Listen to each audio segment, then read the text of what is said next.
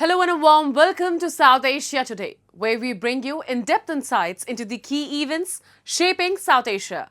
I'm Shivangi Mishra and are today's top stories. Leather from India continues to win global markets. Earthquakes devastate Afghanistan, claims over 2,000 lives.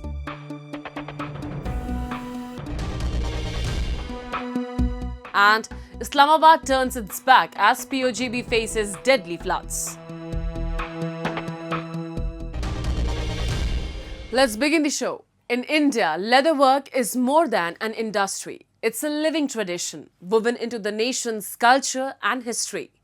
Nowhere is this heritage stronger than in Kanpur, the bustling industrial heart of Uttar Pradesh and the country's largest hub for leather craftsmanship. Here, skilled artisans transform raw hides into world-class products, priced for their quality and durability and exported worldwide. For countless families, this craft is a legacy passed down like a treasured heirloom. Despite modern challenges, they continue to shape, stitch and polish, keeping alive an art form built on both pride and livelihood. The scent of fresh leather, the steady hum of machines, and the deft rhythm of skilled hands at work. In workshops across India, fine leather goods take shape every day. While many of these creations find a place in homes across the country, India's reputation in this craft stretches far beyond its borders, firmly securing its place in the global leather industry. At the heart of this legacy lies Kanpur, the industrial powerhouse of Uttar Pradesh, famed for its leather craftsmanship and exports. In the bustling Jajmao area, Shamim Azad carries forward a family tradition through Stan India, a company that has been shaping leather for 3 generations. From elegant bags to sleek purses and sturdy belts, his creations travel across continents, each piece a blend of heritage, precision and timeless style.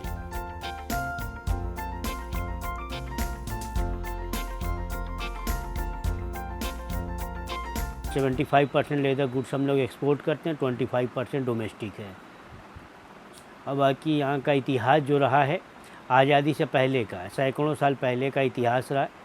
हाँ, जाजमऊ जो है leather industry Ganga ji के तट पे है, गंगा जी के किनारे है। जैसा पहले सभी को मालूम था कि हमारी ट्रांसपोर्टेशन का काम जो है नदियों के थ्रू ही होता था। हाँ, तो गंगा जी बड़ी नदी है, तो इन्हीं किनारे जो है फैक्ट्रियाँ लगी थी और तमाम फैक्ट्रियाँ थी, कई फैक्ट्रियाँ थी, तो बहुत पुराना है यहाँ का। Shamim's brother Wasim Azad is equally committed to expanding the family enterprise. After earning his MBA and gaining experience in leading corporations, he returned to bring fresh ideas and modern practices into the business.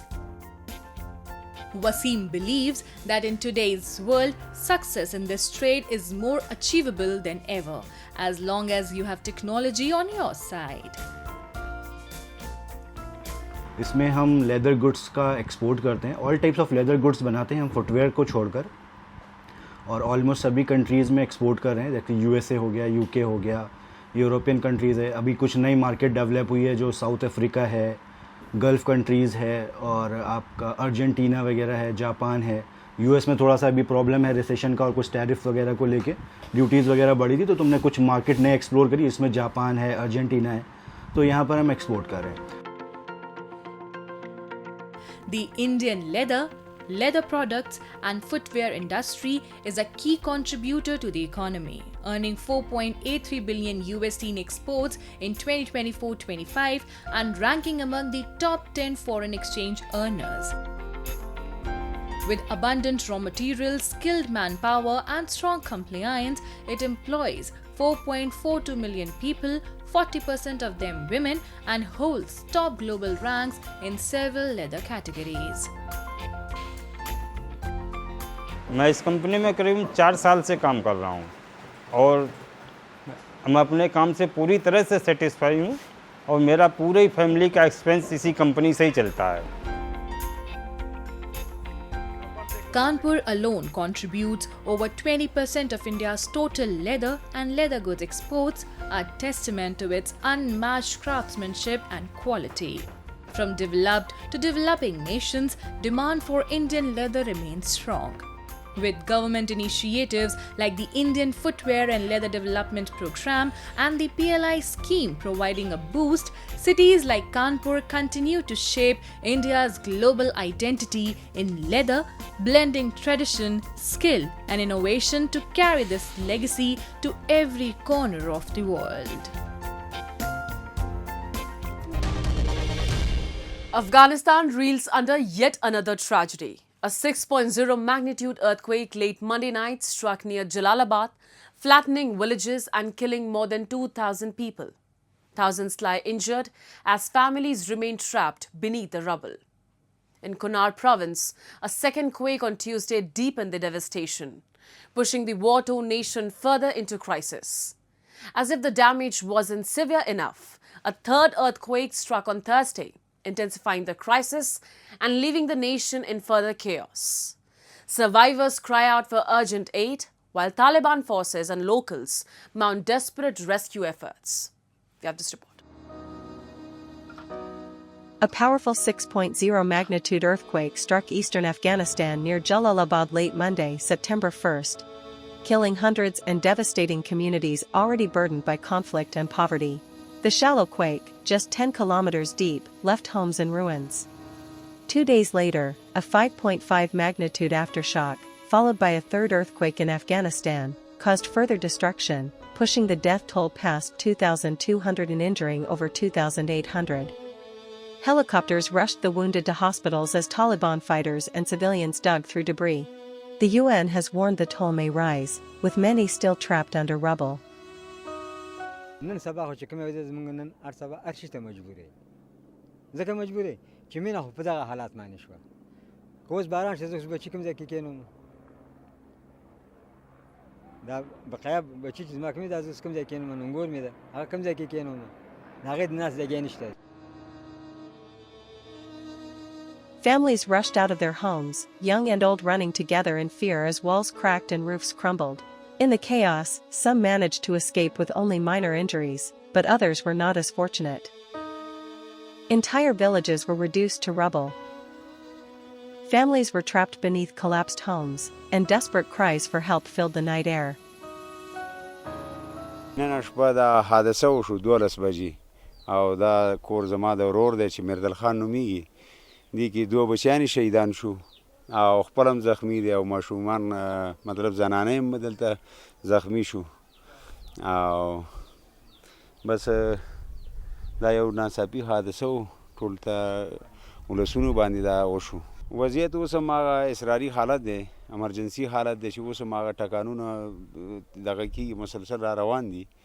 الله دې هغه خیر دغه کړي خو خلک په هغه ویر او ډار کې دي خپل کورونه پرېښي دي داسې شړګا ځایونو کې او داسې خاص ځایونو ته وتلي دي میدانو ته او هلته د هماغه شپې نه تر اوسه پورې هلته په انتظار کې دي. موږ ولیدل 2 نفره دغه کور نه پاس 2 نفره چت پرېوتو یو هلک یو جنۍ هلته شهیدان شو او نور په نورو کلو کې همدغسې شهیدان شو خو دغه زمونږ په کلي کې او زمونږ په ساحه کې 2 نفره شهیدان شو چې موږ خپل د سترګو لیدلی حال. Residents of Norgul district in Afghanistan's Kunar province said they lost multiple family members when a powerful earthquake struck just after midnight on Monday, September 1st.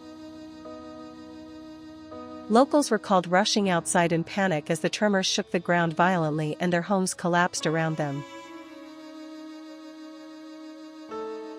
Meanwhile, Indian Prime Minister Narendra Modi and External Affairs Minister S. Jaishankar expressed condolences on social media, mourning the tragic loss of lives and extending solidarity with the Afghan people. دا وراره مې پکې بچی دی او یوه کډه ده او 3 بچي دي دا شهیدان شوي دي. یو ورندار مې اپله شهیده شوی دی سره د بچو یو وراره مې او یو وراره مې او 2 ورېرې مې نورې شهیدان شوي دي. کور په همدې حالات دی مړی نه هغه ځای کې پروت دی ورېره مې نارته پرته سره د بچو تا چې په خپله ورشه وبینې په خپله به یې وینې وروره نو دا حالاتو د الله امر نو ځکه چې راغی په موږ وشو نو. According to Taliban spokesperson Zabihullah Mujahid, The 6.1 magnitude quake claimed 812 lives across the eastern provinces of Kunar and Nangarhar, with 610 deaths reported in Kunar alone. Rescue teams faced enormous challenges reaching remote mountainous regions near the Pakistan border, where mud brick houses crumbled and 3 villages in Kunar were completely destroyed. This marks Afghanistan's third major earthquake since the Taliban's return to power in 2021, further straining a government already struggling with aid cuts, mass deportations, and ongoing humanitarian crises. As Afghanistan reels from yet another devastating tragedy, the grief of families who have lost everything is etched deep across the shattered landscape. Now we take a look at some happenings in Asia in a segment called Asia Watch. Residents recounted losses as they returned to their village Kacha Gunra along the Chenab River near Hafizabad city in Pakistan's Punjab province this week. Across the fertile plains, families are struggling to rebuild their lives after the worst flooding in decades swept away homes, destroyed crops, and drowned livestock. The Provincial Disaster Management Authority said more than 2 million people have been affected, with more than 2,000 villages inundated. Approximately 760,000 people and 516,000 animals have been evacuated, and at least 33 people have died in less than a week. Officials say the floods are the worst in decades, with major dams near capacity, and more rain is forecast. With 3 of Pakistan's main rivers in flood, authorities in the Punjab have set up 511 relief camps, 351 medical sites, and 321 veterinary facilities, evacuating nearly 481,000 people and 405,000 animals so far. More than 15,000 police officers have been deployed as monsoon rains continue. Farmers and experts warn the cost of recovery will run into billions of rupees to rebuild homes and re-establish farms.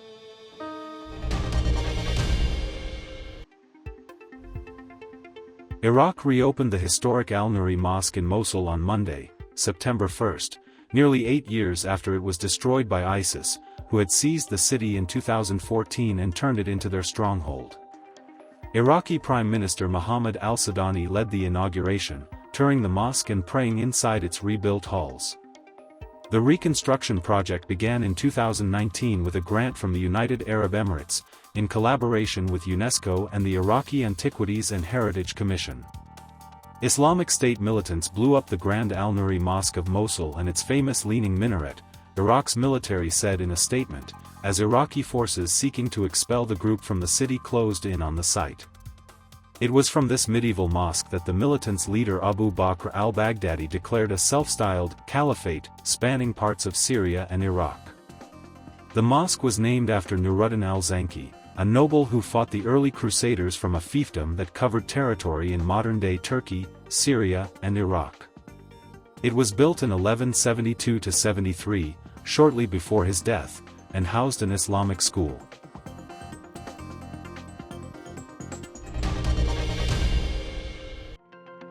Top leaders of the Shanghai Cooperation Organization, SCO, including Indian Prime Minister Narendra Modi, gathered in Tianjin on Monday, September 1st, for the regional summit. The SCO, initially established as a six-nation Eurasian alliance, has grown significantly over the years, now comprising 10 full members along with 16 observer and dialogue partners. Addressing the summit, Prime Minister Modi emphasized that the SCO has the potential to serve as a beacon for multilateral cooperation and an inclusive global order. On the sidelines of the event, Modi held a bilateral meeting with Russian President Vladimir Putin, just days after Washington announced a 50% tariff hike on Indian exports in response to New Delhi's continued purchase of Russian oil. Before the formal sessions began, leaders participated in a group photograph. During the interaction, Modi and Putin were also seen sharing a light-hearted exchange with Chinese President Xi Jinping.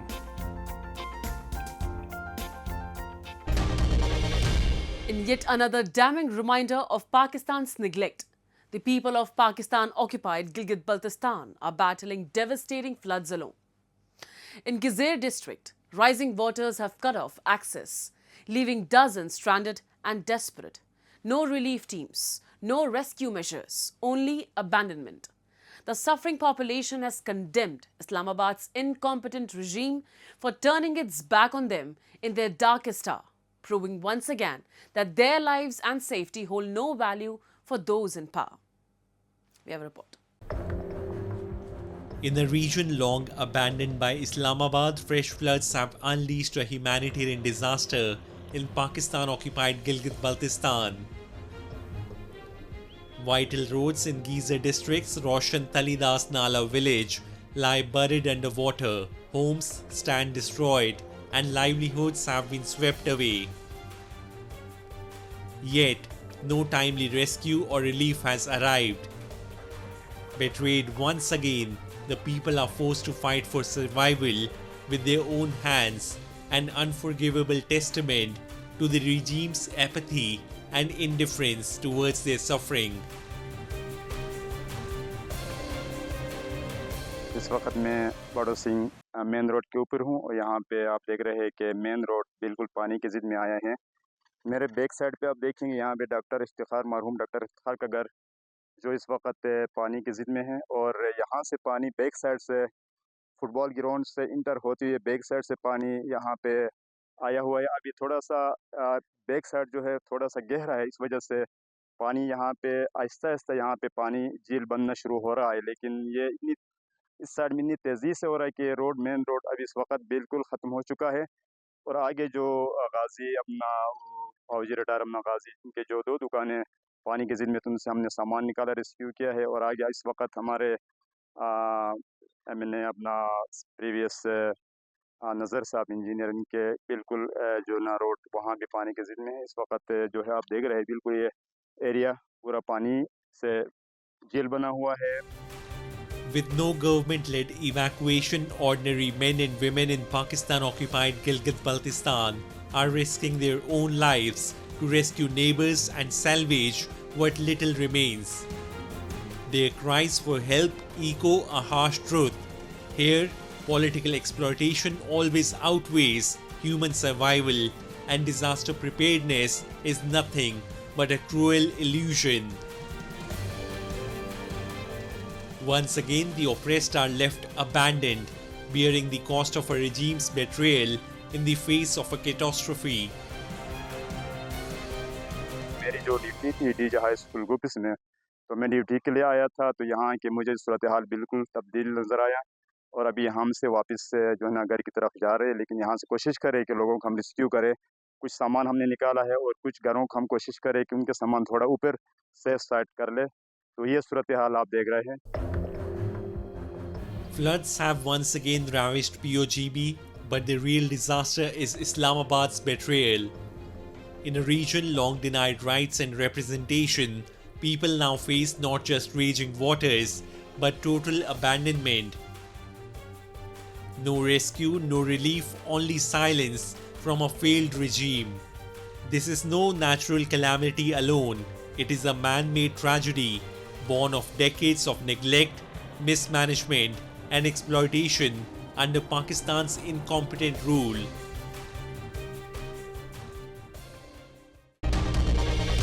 The Khelo India Water Sports Festival 2025 has concluded in India's Srinagar, scripting a historic first for the nation. For the first time, a consolidated national-level open-age competition in kayaking, canoeing and rowing was held on Dal Lake, drawing participants from across India.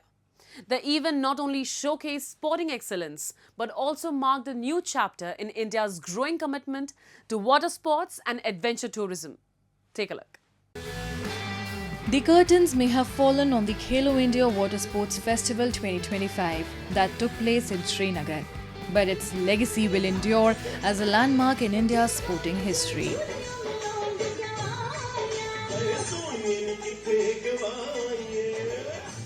For the very first time, a consolidated national-level open-age competition brought together athletes in kayaking, canoeing and rowing, redefining the future of water sports in the country. Hosted by the Jammu and Kashmir Sports Council under the supervision of the Sports Authority of India, the event not only celebrated talent but also spotlighted Srinagar as a hub for aquatic sports. आपकी ऊर्जा, उत्साह और उल्लेखनीय प्रदर्शन ने इस आयोजन को खेल, युवाओं और जम्मू कश्मीर की भावना का एक सच्चा उत्सव बना दिया है। इस महोत्सव ने न केवल खेल जगत की उत्कृष्टता को प्रदर्शित किया है, बल्कि यह भी दर्शाया है कि कैसे खेल हमें एकजुट करता है, हमें प्रेरित करता है और एक स्वस्थ एवं मजबूत समाज का निर्माण करता है। मनमोहक डल झील और राजसी जबरवन पहाड़ियां आज इतिहास के एक नए अध्याय का साक्षी बनी। एक ऐसा अध्याय जो कई और युवा एथलीटों को बड़े सपने देखने के लिए प्रेरित करेगा।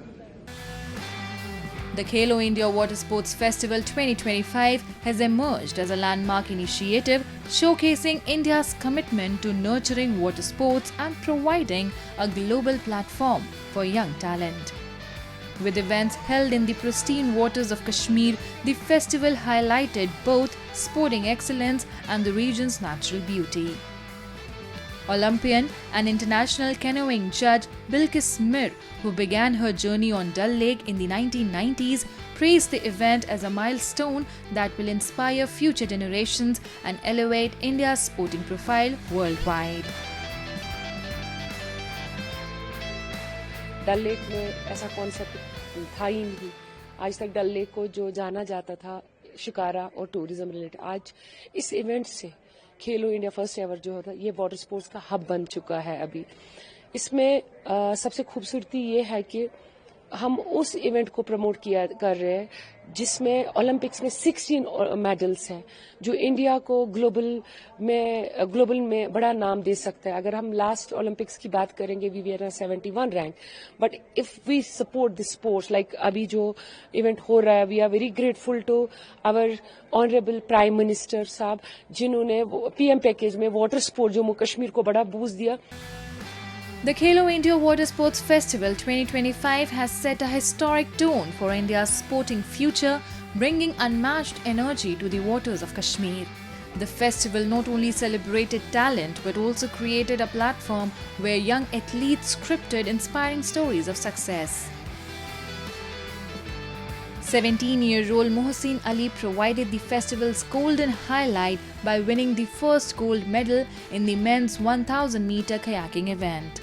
His achievement reflected the festival's true spirit, transforming dreams into milestones and placing Kashmir firmly on India's sporting map. Option में बहुत ही मज़ा आएगा। सब प्लेयर आ रहे हैं यहाँ पर, इंटरनेशनल प्लेयर आ रहे हैं, ओलंपिक प्लेयर आ रहे हैं यहाँ पर खेलने के लिए खेलो इंडिया में। मैं बहुत खुश हूँ यहाँ पर जम्मू कश्मीर में खेलो इंडिया हो रहा है। The festival marked a defining step in India's sporting journey, with its jury playing a pivotal role in shaping future champions. By including kayaking and canoeing, the festival broadened opportunities for young athletes to compete at higher levels.